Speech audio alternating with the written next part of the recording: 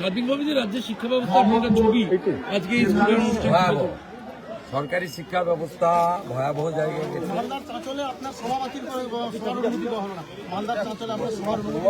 অনেকবার 102 বার করেছি। 29 তারিখে ভ্যাকেশন বেঞ্চ আছে, পার্টির পক্ষ থেকে সেখানে আবেদন করবে, চেষ্টা করবে। আর 1.5 মাস তো আছে, তারপর তো এরা পারমিশন দিতে পারবে না।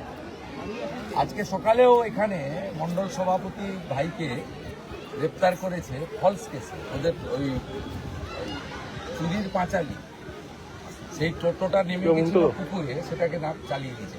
হিন্দুদের উপরে এইভাবে অত্যাচার করে মাস 1.5 আছে, তারপরে সব এসআইআর হিয়ারিং, আজকে এসআইআর হিয়ারিং শুরু হচ্ছে।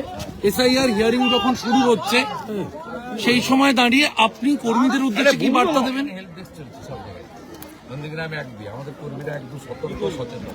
কিছু আপনি নাম্বারটা মেসেজ করে বাসন্তীতে তৃণমূল কংগ্রেসের